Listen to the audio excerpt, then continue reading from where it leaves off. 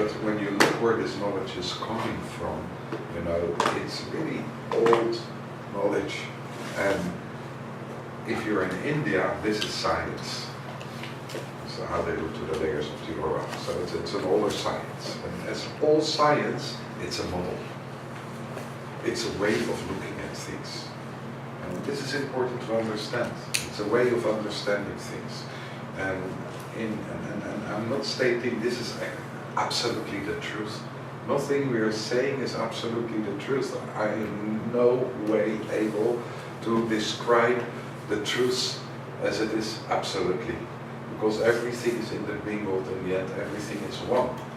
But it gives a way to understand some things better. And so by looking at a certain way, you know, like a doctor is looking at the body of a person in a certain way, you're able to diagnose and understand what's going on. A psychologist is looking at the body in a different way. He's more looking at the mind and how a person is thinking. You know, an alternative psychologist, somebody who's working with emotional body work, is looking at the person different again. A lawyer is looking at the person different again. You know, every occupation you have or job you have gives a different way of looking. You know, if you're a shopkeeper, at least in Holland, the first thing you look at people is shoes. You know, does a person have very expensive shoes? So you can ask more for the fridge. As an example. So we all have our own way of looking at people. And so to learn to look at people or at systems or how somebody is built in a different way helps to understand some aspects of the person. And sometimes this can be helpful.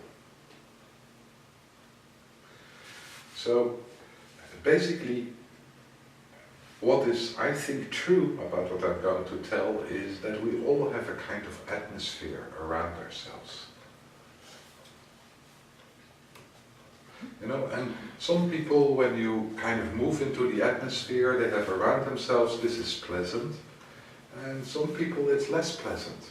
You know, when a person is in a lot of stress, then the atmosphere is less pleasant. And sometimes the atmosphere around a person can be violent. Sometimes it's very loving, sometimes it's open, sometimes it's peaceful, sometimes it's relaxing. And we recognize these atmospheres. When you're walking alone in Tel Aviv in the night and somebody is walking opposite you in the street, some people, you know, you think, okay, that's okay. You know, we sense this very quickly. Is this person okay or not okay? And some people you think, okay, you know, maybe I cross over to the other side of the street. Better not. So we are able to sense the atmosphere which is around the person. Is sense the same as feel? Feel. Okay. Yeah. It's not exactly the same, but let's call it feel right now. Okay.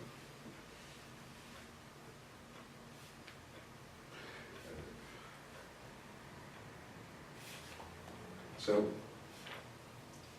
there is this atmosphere which is around a tree, which is around us, which is around an animal, which is around flowers.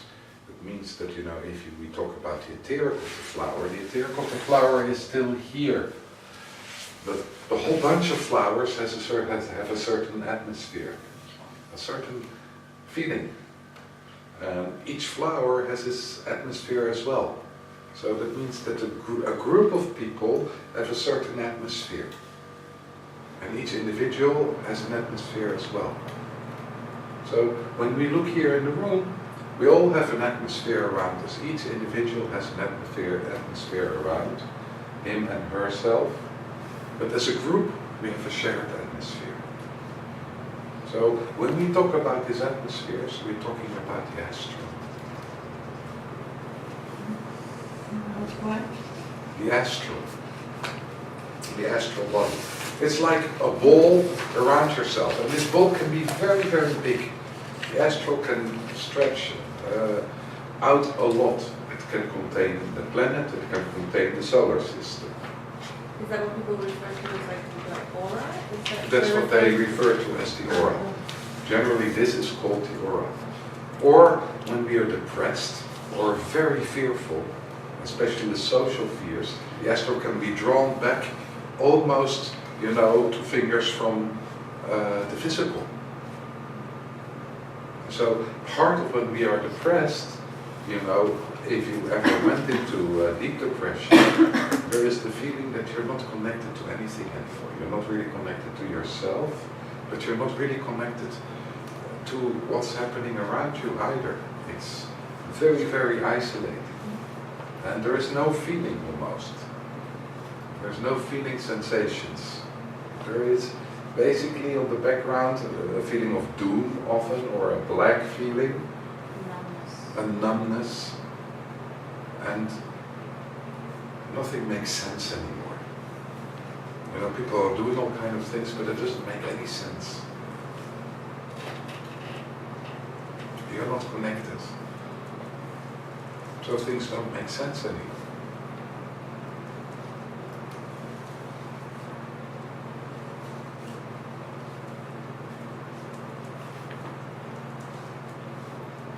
So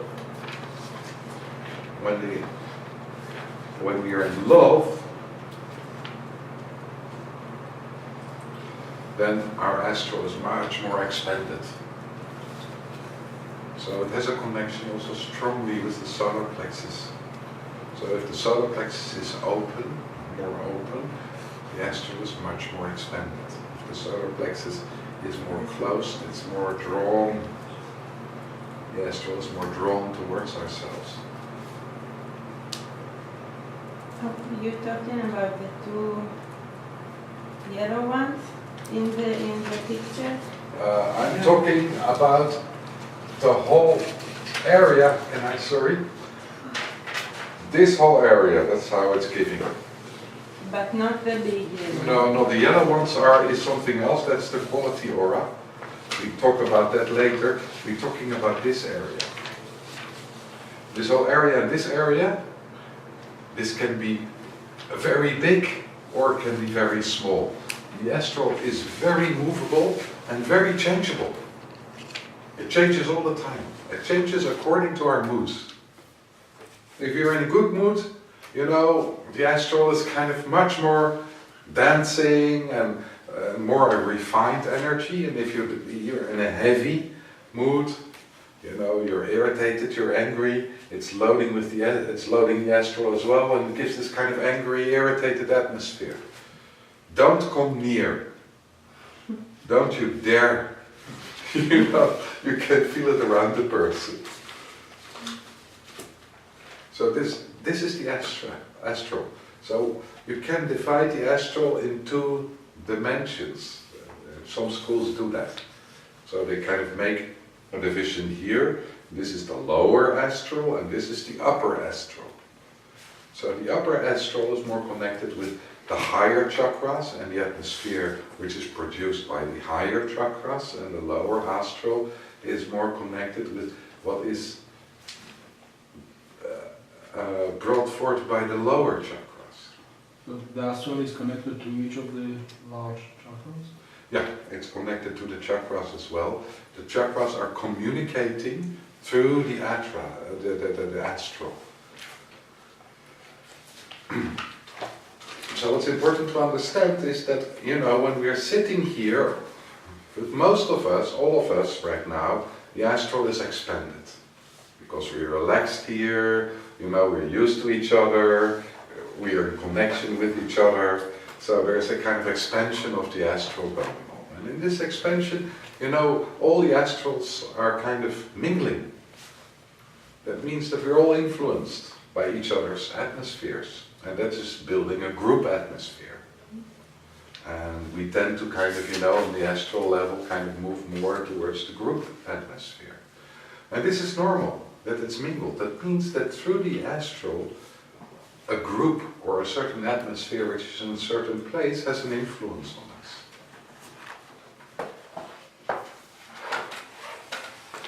That makes it difficult when you're in a football game to meditate. You know, to go totally in silence when there is so much emotion going on and so much astral movement. In football games, you know, there's this shared aura, and you know, which is split between us and the enemy. So, and this shared aura has a lot of strength. That's partly why people love to go to football games, because you know, you're almost lifted up by the excitement of such a big group of people. You recognize what I'm talking about? Like in a concert. Like in a pop concert, you can have it as well. Or a large meditation also. Yeah, a large meditation. But if in a group there is like, I don't know, 8 people that their astral is really spending and 1 or 2 people that Are depressed. Yeah. So what will happen in a group? So when there's 8 people which astrals are more expanded, and there's 2 which are less expanded. So there will be an invitation on the 2, because 8 is more as 2. So there will be an invitation to kind of also expand the astral. That's Yofi. But if there's 8 people who are depressed, and there's 2 who are more expanded, So they will take them. there will be an invitation on the 2 kind of, you know, to pull in as well. You know, when you go into a room with all depressed people, you feel a little bit lost. A funeral. And that could be a funeral. You can feel lost. And also in a funeral we have the tendency willingly to draw back, because on a lot of funerals there's a lot of forbidden feelings. You know, because we have to be sad when we are at the funeral, but not always we are sad.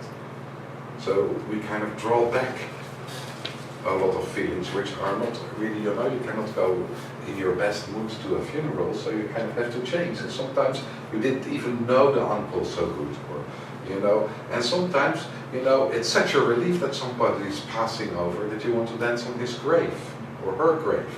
So these are all forbidden feelings in a way. You recognize what I'm talking about?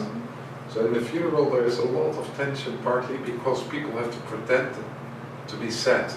And sometimes people are really sad and really heartbroken. And sometimes there's such a grief, such a screaming grief, that it's almost unbearable to really connect to that. So we draw back. So there's a lot of different possibilities there. When you said that if there's an 8 and a 2, and the 8 is sort of happy or whatever, is it a natural balance? Like, does the system kind of balance it out, or it's you know, the individual has to kind of decide? You know what I mean? Like if you go into a group and 8 people are happy and 2 are depressed, Yeah. do the 2 that are depressed, does their system just naturally? Yeah. Unless that you're really aware of the atmosphere around yourself and really centered in yourself, you can hold on to your depression. Okay. Or happy. Or happiness. It has to be a conscious thing. It Or has to otherwise be, it's an otherwise we just unconscious move balance. with each other. Okay. We just move with each other. It happens to us. So We have no idea what's happening, but it happens. You know, you're a couple and you walk in a more negative atmosphere. Before you know, you've got a quarrel, and you don't even know where it's coming from. It's just the atmosphere. I think it's recognizable. Okay. But if one is a therapist and the other one is a patient, Yeah. so what will happen then? So the patient will tend to surrender to the atmosphere of the therapist, and the therapist will try to support the patient to kind of, you know, to come to a better atmosphere inside and around himself. So what's important to understand is that we're on the astral level, we are very much influential. We are influenced. And we influence each other. And not always in a friendly way.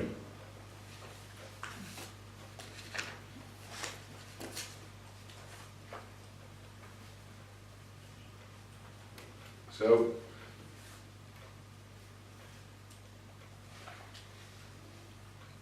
What do you mean, not my friend in that way? it's that we sometimes dump anger. We dump anger on one person, Sure. you know, as a group. This is all astral, so all this anger is going to one person, you know, and this can be guided by telling a story or whatever, you know, about this person.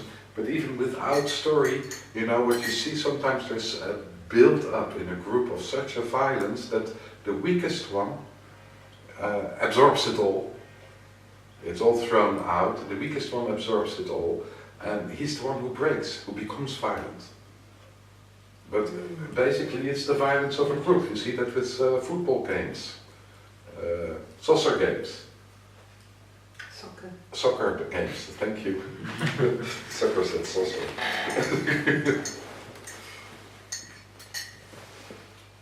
And with kids, also it happens a lot that weaker kid gets all the insults. Exactly. It's also in classrooms. But we do it also on purpose, you know. Somebody has to go to the dentist. And we all carry maybe some fear for the dentist. And we come with stories. We enlarge the fear in a person, we dump fear. Or we dump anger. Somebody tells a story, you know, about, you know, some injustice which happens to her or him.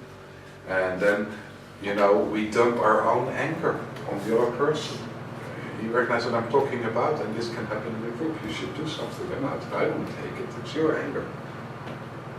It's not the other person's anger. So you understand, we are able to dump emotions and feelings through the astral on each other. So if we are aware, we can reject. If you're more aware, you can kind of, you know, reject. You can say, okay, you know, this is not about me, this is about you. This is called spiritual discernment, to know what is yours and what is of another. And most of us are not that aware of that. The rule of thumb is we get entangled and caught where we're not free somewhere inside ourselves. So if we're carrying an unconscious or an old block, for example, around contraction around guilt, meaning it's because of us that this happened to our parents, and a lot of healers carry this, in fact everybody carries this, but especially healers, that somehow the world is bad and we have to fix it and it's up to us. And if we don't, then we will have failed and we will be punished. So if there's guilt, for example, it makes us very vulnerable to entanglement with other people's anger and suffering and issues. What is hitting is the guilt contraction. You're not innocent until you make it good for them, so you kind of take it and you carry it, and it's acting out inside the system. You understand? Yeah. So when we suffer the energies in the environment, it's a good rule of thumb to kind of totally surrender to them in a way and get bigger than them. You know, let's say this room is full of totally toxic people, so you can expand the field, the astral, and tune into, you know, Plum Village, where there's a whole lot of Zen Buddhists meditating on peace and, you know, all the harmony that's in the universe, all the incredible love that's in humanity. There's incredible love in humanity. I mean, we always talk about the bad stuff because we're all so guilt-ridden, but the love that's here between people is huge. So here we really have a freedom through expansion to give ourselves a space to deal with our own little entanglements. That's the beauty of it. It's expandable. There's always emptiness in the universe to rest in. We don't want to go into a position where it's like, oh God, how do I protect myself from bad energies? Because bad energies are our teachers. If we have an issue about somebody's jealousy, then we have an issue about jealousy inside ourselves. It's around. And so we hold on to it. We grab it in order to push it away. It's really related to the thing that I thought about yesterday night. And I thought, like, how you can take all this pain and suffer in the world, when you see all this pain that everybody's feeling, and you don't want to fix it all the time, you don't want to take care of it, and that's guilt. Yeah, and just I think about it. Guilt of what? Just like The thing is about Group guilt, guilt or- especially, is we all inherit guilt. You know, it's written in the Bible. You know, we are all thrown from Eden. The world is fucked. It's failed. It's a bad place. It's condemned.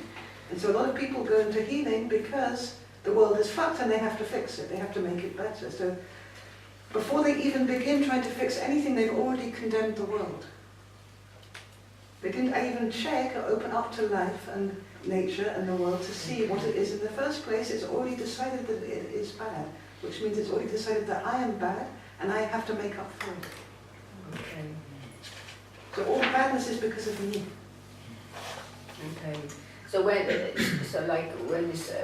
Syrian refugee thing happened a few years ago, and when it sort of first became out, it was so it affected me so deeply. I really was trying to think, what can I do to make it better? What can I do to? So that's connecting to my own guilt. Of what? My guilt of what? Or just being born, existing, being okay. human, Okay. being female, being the daughter of your parents, Okay. speaking. Okay. You know, Not something guilt is hidden. quite unconditional. Okay. And of course there are places where we can anchor it, like Mummy and Daddy divorced and it was because of me. You know, we can always find anchors, but those are expressions of a block that basically we're born with. It's part of our purpose to evolve into allowing the innocence which is always there in the guilt. You know, you can't say to a newborn baby, you're guilty and you know you ate the apple and you're cast out of Eden and so you're bad. You can't. There is innocence there always, but we lose our connection with the innocence. But in other words, there are blessings in coming to a refugee camp and so. Yeah, but how? You know, that's the whole question. You know, we take a big example of the refugee camp. Something dies. You know, what's there in it being affected by the refugee story or any story is an incredible care inside ourselves. So what we're talking about is care, right? Or love. When something so beautiful is touched by witnessing a horror, so that's the place to invest. To connect from that care to the care inside the people in Syria, to the care inside the pain, the care behind the anger. To connect to that. What in your doings or okay. Because when we say horror, horror, horror, Auschwitz, Auschwitz, Auschwitz, what we're doing is we're perpetuating more and more of the horror. Guilt is an etherical function. You know, basically, it's not astral. The atmosphere of guilt can be astral. It's got an atmosphere. So it's really important to understand the difference between the etherical and the astral. Etherical has a structure. Guilt is a structure. It's an artificial structure. It's brought forth by the mind.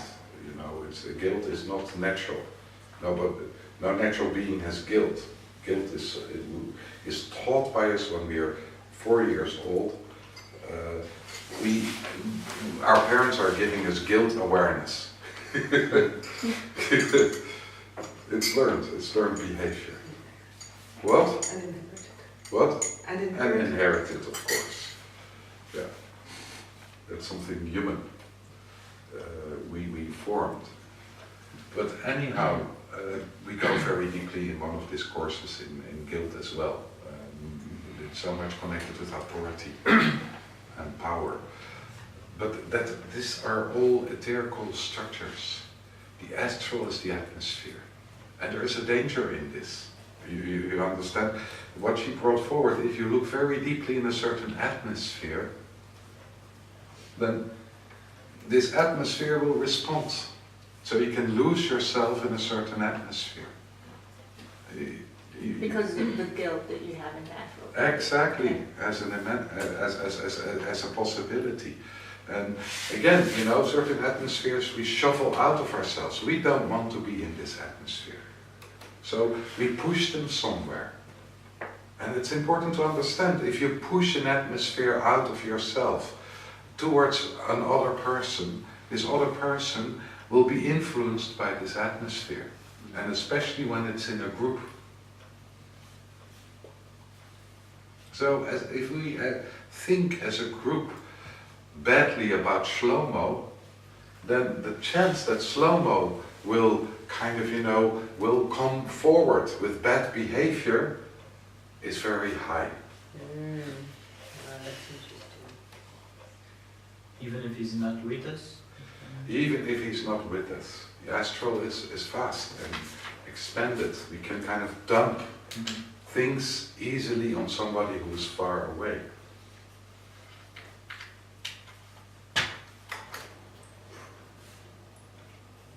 So one of the things which are very strongly moving through the astral is structures of appreciation or affirmation, acceptance, you know, but not really acceptance, that's an atmosphere, and of rejection.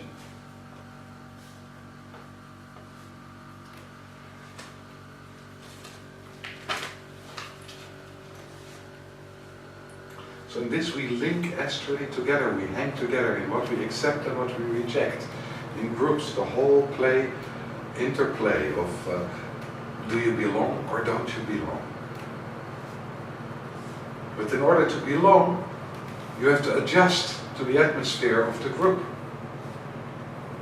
So we see this in youngsters. You know, they want to belong to a group of boys, and these boys are a little bit mischievous. And then your son starts to act mischievous as well. You know, and basically he's going over his own borders to move with the energy, the feeling of the group. Not even so aware of where the borders are anymore, because this energy is kind of guiding them. One is over screaming the other, and in the end, you know, they're getting all in trouble, going over all borders. You recognize what I'm talking about? Yeah, I have it exactly with my son. He's playing with a group of boys that are not really his kind of boys, you know. That's what we say. Yeah. No, he's telling me this. Yeah, okay. Yeah, no, because he was unhappy to go to school, and when I asked him why, he said he doesn't have any friends. And I talked to him, and I said, but you're playing football with these boys? He said, no, but they're a bit too rough for me. They're not, they're speaking not nicely, blah, blah. So I spoke with the teacher, and we came up with some other children that we thought it would be a nice connection. We talked to him, and he agreed to try in the Africa to play with them. And the teacher tried to guide him across, and he kept on going back to the adults. And we talked to him, and he didn't understand why he was doing it. You know, why? He said, I don't know why I keep going back, because it's not fun there, but he keeps on going back. No. So the teacher said he obviously has something to learn in that group. Absolutely. So there's something in the field of this group which is nasty, maybe, but which is attracting him. Which is vibrating in him as well. They said that one of his big lessons in the school is how to keep his center, not to be so easily influenced by others. They feel that him going back there is like his way of constantly coming up with what's not him, and feeling uncomfortable and needing to find his way. Yeah, it's a journey. How old is it? 8. Amazing. Yeah, it's quite interesting that he's able to see what he doesn't like, and yeah, it's a nice journey with him. And it's a small school, so they see. You know, there's only 38 kids in the school, so they have the time to see everybody. Lucky. Yeah, it is.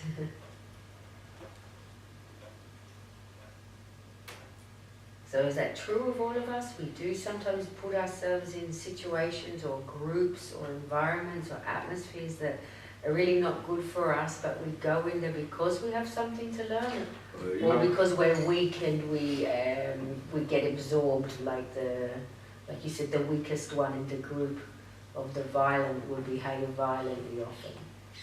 It depends, you know, there's a lot of different possibilities. And the first thing is what we do is that we make a division between good and bad. Okay. So there's already a judgment in it. Of the atmosphere. Of the atmosphere. Okay. You understand? Yeah. So it's a little bit rough atmosphere. But it could be that what is attracting him in this rough atmosphere, that there is a real feeling of belonging between these boys. You know, I just give an example. That's possible. It's also possible that there's not a real feeling of belonging is there, but you know, they clutch to each other because they have a feeling that they don't really belong. That's it, absolutely. That's also possible. Yeah. So every atmosphere is quite precise. So this atmosphere is touching your son somewhere in his total makeup. Yeah. So he's drawn to it. And he knows, you know, maybe they go over borders, I don't really like it, but there is something there. At least I belong, because this is what he said. At least I belong. So he's very precise in how he's able to express himself. So with the others, you know, it's like maybe sand. They don't really are forming a group. They don't really belong to each other. That's a possibility. We don't know what's happening. You know, I'm just filling in. Yeah. But this is an attraction, and you can make it totally intellectual, mental, but it's not. Basically, it's all based on feelings, on sensations. Okay. Quite automatic how we move with these fields. And we become aware, through this work, we become aware of the sensations that are guiding us? We become more aware of what's influencing us. Okay. We become more aware. You know, what I hope is that when you're more in your center, you're more aware of it and you're less influenced. Doesn't mean you are influenced, but you know, you don't lose yourself in the influence. We're always influenced, if we like it or not. You know, if you swim in clean water, it's a different feeling as if you swim in dirty water. And you're always influenced by the water you swim. You understand? There is a term like go with your instinct, go with your feeling, so it's like this. This is, you know, it's absolutely okay to see your feeling and to see your instinct. But to choose maybe when not. you look in the astral, your feeling and your instinct, is it really your feeling and your instinct? Or is it a shared feeling and a shared instinct? How difficult is it when something is happening and all the people are getting really upset by what is happening and they kind of start to scream rage and revenge, not to move and not to scream rage and revenge, when you at the same time feel that, you know, this is not the best way to act right now. This is difficult. You need to go away. You need to go away, or you need to shut up, or you need to pull back. You need to draw yourself back out of the field. It's really difficult. But if you draw yourself back out of the field, you're a traitor. You're not part of. So this is all what we're talking about. This is all astral. This is heavy in feelings, and you're not even need to be spoken out. It just happens in the atmosphere. You know, they feel that you draw back. Are you with this or not? You understand? This is how it works. So it has a whole, in a way, intelligence of itself. It's a very social intelligence. It's the group intelligence, partly, which is in it, which is working through the astral. So of course we can use this very beneficial, and we can use this very destructive. There are people who have a gift to work on these group energies. When you talk about astral, you also talk about group energies. And they can get a group of people almost anywhere where they want them. So are these people guilty?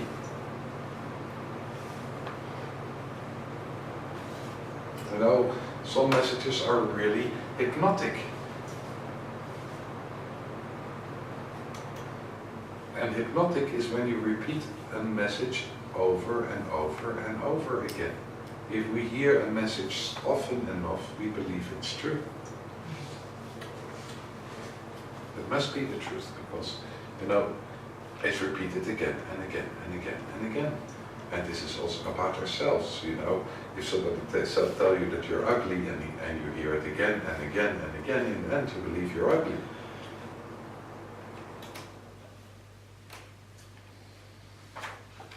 When they talk about the desensitizing of society, in a lecture I listened to them talk about how, like if you looked at the Lego boxes of 30 years ago and what the kind of play environments that were created to what they are today. It's Star Wars and Ninjago and all of it's all they're all fighting good and bad and it wasn't in Lego, 50 years ago or 40 years ago. And they're saying that over time it's as a society we've become desensitized to all of this good and bad and fighting and guns and weapons that we now even just think it's quite normal for our children to play in this environment. That 50 years ago it wasn't, they were playing, farmers and this and, there was a different... So what's desensitizing as a group then? That's an agenda of somebody to desensitize us, or is it like an unconscious thing that happens because that's what we're witnessing more, or how does it work? It's evolution. Okay. It's part of the evolution we need to move through. So what you see is, more and more what is there's an emphasis in is the individual. To act as an individual, to be an individual. This is To select, yeah. to choose. To choose. Exactly, to make your own choices. And that's part also coming forward with kind of, the investment which is in the whole development in consciousness. So consciousness is more and more developing in people, which comes together with the craziness of being an individual. Okay. But to be an individual and to be more conscious is really helpful, because we need our consciousness kind of, to become conscious of what's happening in this astral field. To get more free, to really be able to make a conscious choice. Am I moving with this or not? Awareness is very much moving through the astral. So it's moving with everything. You understand this creating, it's on the level of feeling. So consciousness is object looking to subject. So the worth of consciousness is that basically, you become more aware. You can look at it and you can make a choice in it. Do I move with this or not? And not only based on the feeling, is this going against my inner ethics or not? It makes us also more conscious of what exactly is happening, because it can be very deceitful. The astral can be so deceitful. We can kill for the best. You understand, that's deceitful. I'm not saying that it's wrong to kill, but the deceitful is what is the best. Okay, You understand? What is the best? Is it really the best? Is it not? That's an atmosphere that's told us. You understand? Heavy stuff. What? Heavy stuff. It's heavy stuff. It's really heavy stuff, but basically we're all in it. So consciousness makes you more conscious. You think for yourself.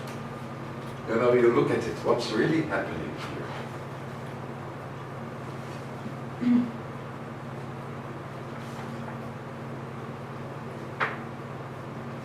So we have these two sides. We have the side of belonging to humanity, to a group, to people, to a tribe, to a country, to a city, to a street, a neighborhood, a family. This is all belonging. This is all moving through the astral. This has a certain atmosphere. When you walk through Amsterdam, you can feel, oh, this person is coming from France, an Israeli. You recognize it in the atmosphere. You recognize it.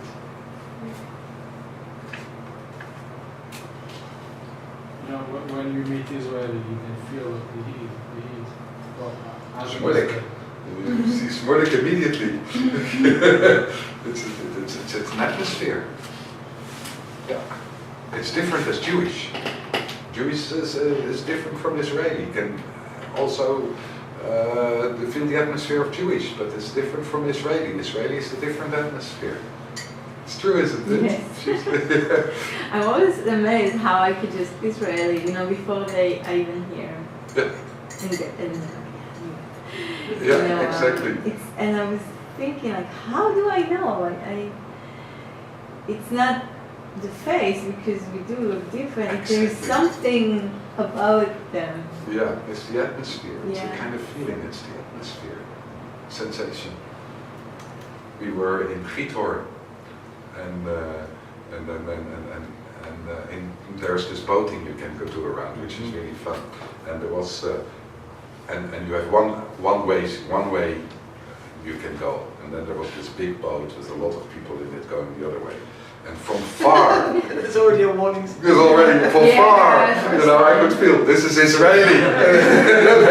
They pass and they kind of, totally kind of, oh my God, messed up because they go the wrong way, but they don't understand. And you say, Shalom. Did you relief?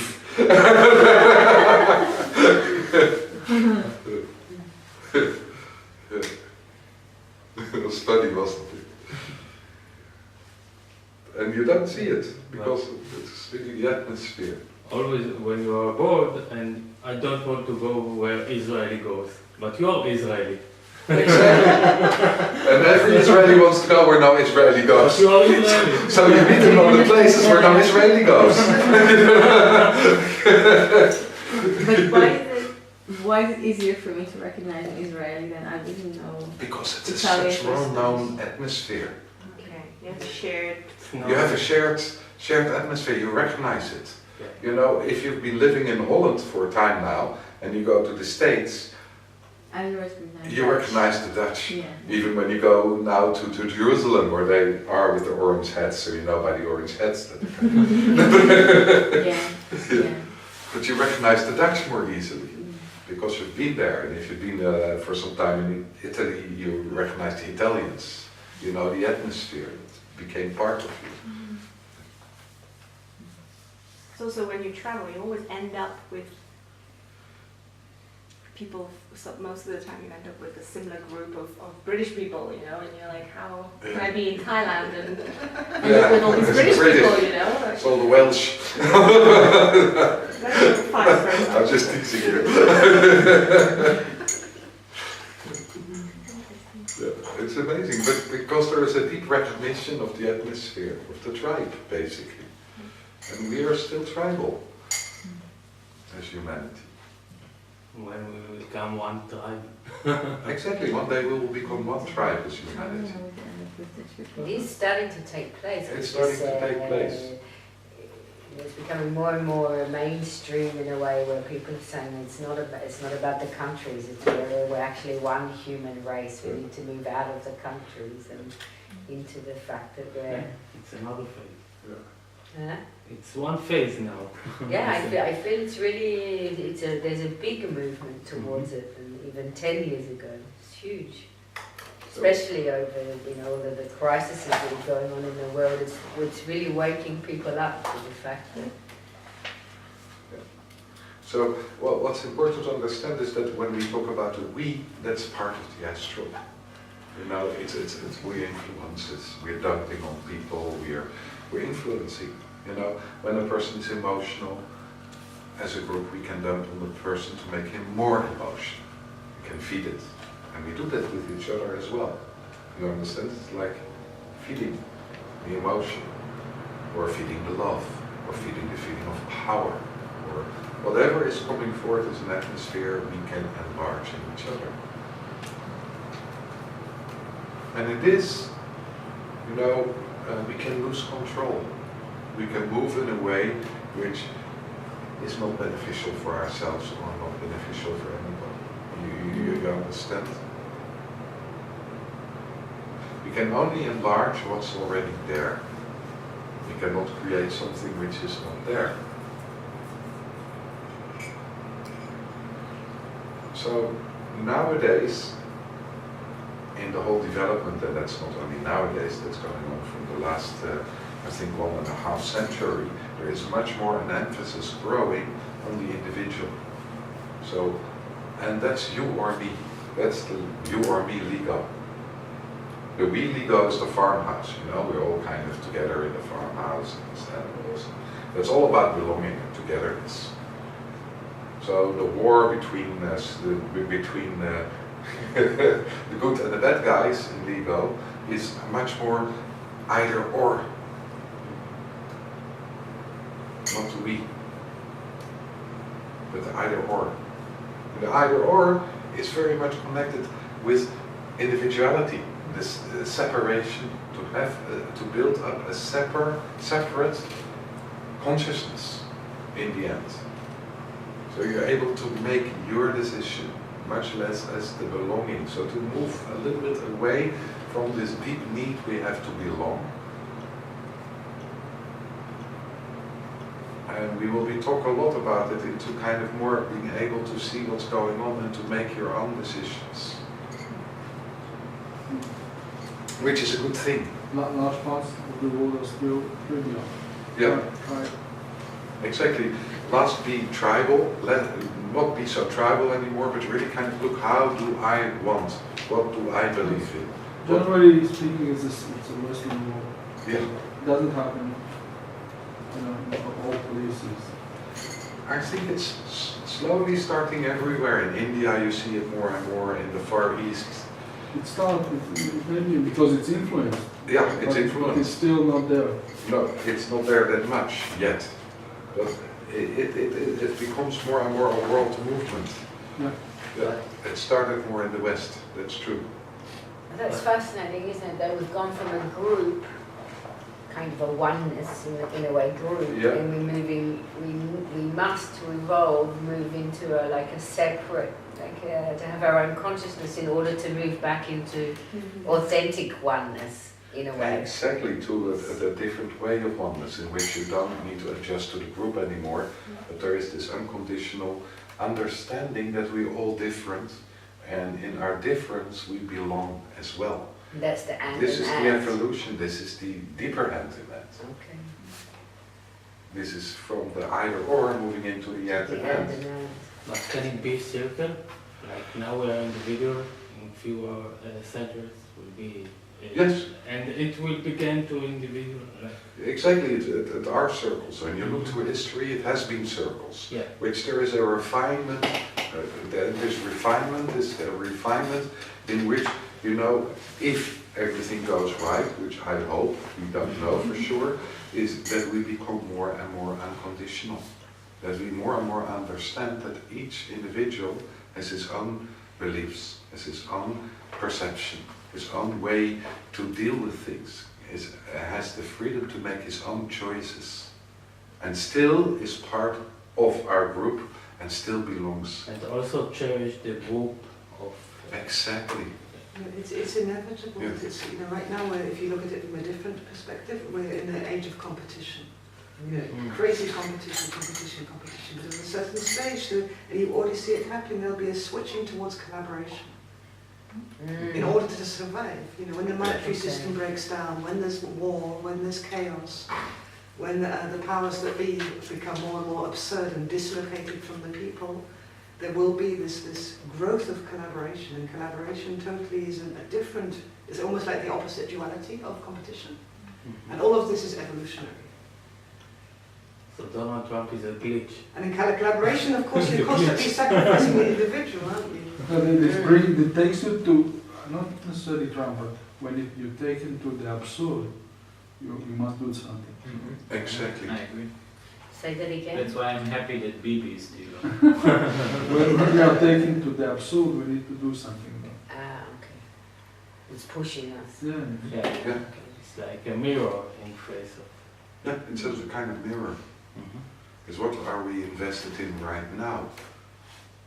And it's, there's a whole theory of evolution, Darwinism, based on the survival of the fittest. But now there's a whole new field of science about evolution, which is really looking at the cellular level, and actually what survives is what the cells that collaborate. So there is this interplay of competition and collaboration, but in the end, what benefits the whole, what's in collaboration with the whole, that's what's going to be the species that evolves.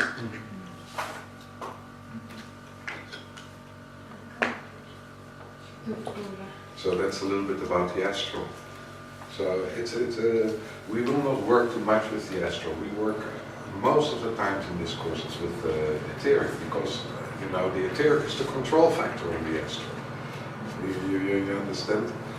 But you become more conscious of, you know, of what is yours and what is of another. This will work on a lot, because it's important also when you work with people that you recognize, oh, this is his and this is mine. And not as a division, because you can totally experience and feel what this is. You understand it's not a problem. But it's important to have this discernment, that you see, okay, that you know what is the source. So I can feel your rage and it kind of vibrates in me, but it's not really my rage. I don't need to move with it too much. But a lot of times there's something that enters your astral, someone dumps on you without you even noticing it. Yes. And so is the whole doing protections, is it helpful, like doing the shield of David and all stuff? It's an investment, you know, basically what I forgot to tell, which is also working in astral, if we fear something, fear is a contraction.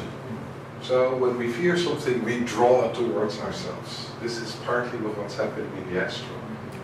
So the best contraction, the best protection, contraction, the best protection is to manifest yourself in your own quality. That washes everything that comes inside.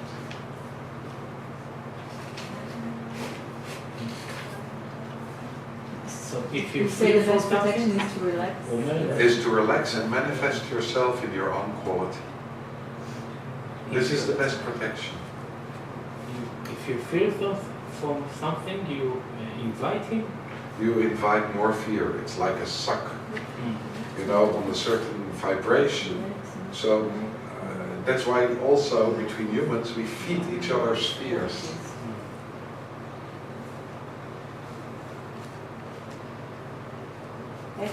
So what we want, when we want to protect ourselves against negative influences, we're focused on negative influences. Yeah, but negative influence is just energy.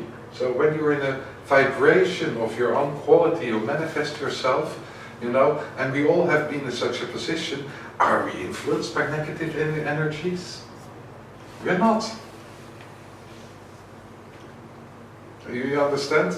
You're on the flow. You're on the roll. And when you're on the roll, you're not influenced. So the best protection is to be on the roll. You mean to manifest your own qualities. To allow your own quality? Like exactly, to express them. The anger is also a kind of quality, but I'm talking about, you know, qualities like care, love, happiness, like doing what you really care about, manifesting in a way you really believe in. Basically being yourself, manifesting yourself as your deeper levels are. That has then negative energies have very little influence on you, what we call negative energies. Energy is energy, negative energy doesn't really exist. Also moving into the here and now, really into the here and now. These kind of bad energies, they're all based on fear and threat, basically, or subject to object. And so the moment you come into the here and now, they don't exist. You know, the dread, you know, something terrible is going to happen, and it's so terrible you don't know what it is, but it's going to be horrific. This dready atmosphere, which is very common. It doesn't survive in the here and now. In the in-breath, it doesn't survive. Only, and you can say, for example, to breathing, like breathing in literally the physical sensation of oxygen in the lungs and breathing out whatever negative energy. That really, really helps. It only gets a grip in the illusion of time. The terrible thing that's going to happen tomorrow isn't here now. It's not in the body. And of course, if we focus on it and start to protect against it and all of this, it does begin to affect the body, because what we're doing is we're shielding, we're contracting, we're desensitizing. We don't want to feel the dread. So this is already doing something to the physical. So that's how negative energies affect us, in our defensive movements more than in our relaxation. So even if there is some negative energy that affects us, then the only thing that we can, the best thing that we can do is just allow it, just see that You become bigger than it. I'm a bit depressed right now, so but it's okay. Yeah, exactly. Let it burn you away. And let it move through you and transform it in something you really believe in, what you want to manifest. You know, that's the best way. Then you're the most free. You know, the difficulty is that we're more intimate with our enemies as with our friends. You know, if you're in a room and they're all friends, you know, you're relaxed and it's okay. But this one enemy, you know where this enemy is all the time. You understand? So we're more intimate with our enemies as with our friends. We're obsessed because it feels unsafe. So the energy of this enemy is influencing you all the time. You cannot let it go. You understand? Yeah, because you bring your focus into this energy. Exactly. So if you're focused on negative energy, which will have a negative influence on you, even if you put, you know, the most holy symbols there, if it helps to put a holy symbol, not to think about it anymore, that's great. Yeah. I'm protected because, you know, I've got the holy symbol there. But if you have to keep up the holy symbol all the time, it makes things worse. But if somebody wants to make you something awful, Yeah. so Be awake. Go on living and be awake. Let it be of service to the whole. You know, they crucified Jesus. You know. He was the greatest criminal. He was the Antichrist Christ. You know. He was, so all of us will at some stage go through kind of crucifixions, maybe once a week. When we get crucified inside, but it's not who you are. Whatever can be demonified inside us, it's not who we are. We start defending it, we're entangled with it.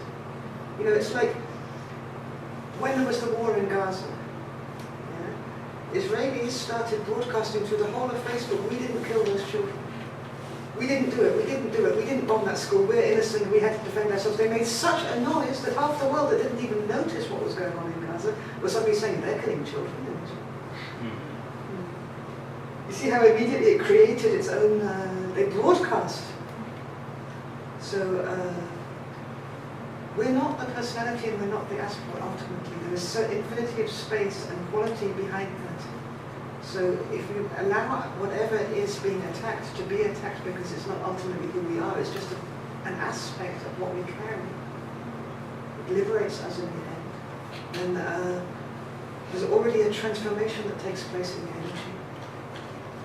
You know, you keep beating somebody, they think that you don't feel it. You know, let's say you're having a fight with somebody, you keep bashing away at them until you feel that they get it. Right? If they're vulnerable and they say, that hurts, that's a part of myself, that's true. It's changed the energy already. There's a conversation going on at a deeper level. You see what I mean? I can give an example, maybe more. It's being loyal to what you really in the depth believe, what you feel. This makes a difference. Whatever is happening to you, if you're loyal to this, you don't lose your self-confidence.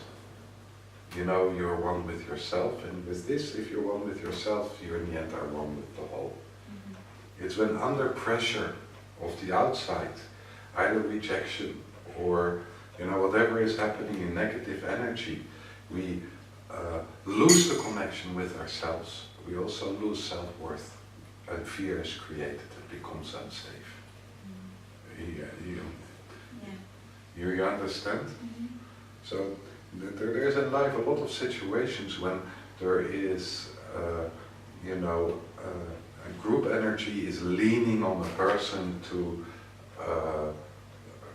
as a group or as a person, we are leaning on the person to do as is wished by the group, what the group thinks the group is right, or what is wished by the individual.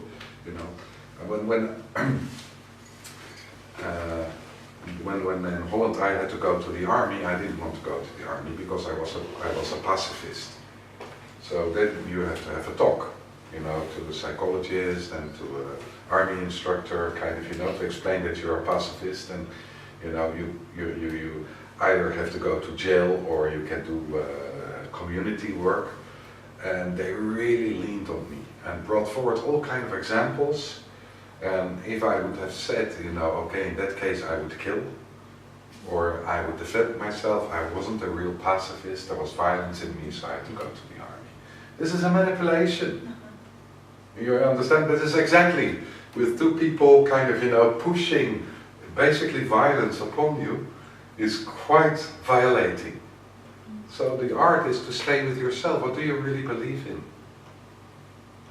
So, and the contempt I got in the end when I said, you know, why is my life more worthy as the life of somebody else? That was that was unbelievable. They didn't have the answer. No. So Because there isn't an answer. there isn't an answer. And then they said, your life is not worth anyhow shit. It's an attitude like this. And so they let me go. But it tells something about, you know, where beliefs, I'm not saying they're bad people. This is important to understand. But their beliefs are so strong in certain direction, and I came from a total different hippie kind of direction beliefs, you know. So you have the two sets of beliefs who are leaning on each other. And this sets of beliefs who are leaning on each other can come with a lot of emotional violence. But basically what we have to come through is to understand that both beliefs are just beliefs. They're forms. It's not what we really are. You know, when I looked these people in the eyes, one was a good father. You could see it, you know. The other one was kind of, you know, a very developed, curious mind. But according to their beliefs, you know, they acted in a certain way, which, according to my beliefs, was criminal. So once you know your beliefs, you can actually make conscious. To really go with the depth what you feel is right for you. This is only how we can go. You understand? Yeah. And we feel inside what's right and not. But sometimes people feel that the right thing is to kill. Yeah, for them. That's where they are. So should we kill them? No, I don't think that we should kill them. No. But they think that it's okay to kill somebody else. Yes. This is what they believe, this is what they Exactly. think. It's the most right thing to do. Yeah, exactly. So what can you do? I can't. No, except that some people, this is really what comes forward for some people. No, but as society, you need to stop. Can. You can put some rules, but can you stop them? You can't stop them being that, No. but you can protect. You can the others. educate. How? You get harm. How? Police, jail, etc. Yes, exactly, but that's not protection, that's always afterwards. Yeah. It first happens and then we do something. Yeah. You know, we don't know exactly who it is, what he will do. Right. This is the horrible thing, we cannot really protect. We can protect afterwards, it's not really and we can put a punishment, but it seems through history that the punishment which is there, even if it's the death penalty, it doesn't really work that good. I agree. But you can work on education. You can work on education, that's absolutely true. And that can make a difference. But still, you know, we don't know exactly how much. Say that we all have a very peaceful education, and killing is something which is not done. Is this a guarantee that it will never happen? When we are No, talking, it's not there. But if somebody is hurting me right now, and my beliefs, I don't want to fight, I don't want to make harm to another person, but now, right now, this is what is making me. Give them the other cheek. So be loyal to your system. Be loyal what comes forward in you. Don't get stuck in a thought, but just be loyal. See how your system is reacting. This is the only thing what we can do. With an open heart, an open mind, in connection with the person who's attacking you, what feels at that moment the most right. This is only how we can live. Or give the other cheek, like Jesus. When someone slap you and Maybe. giving the other cheek. Sometimes, another time threaten him, the third time kill him. Whatever is needed in that moment that feels right.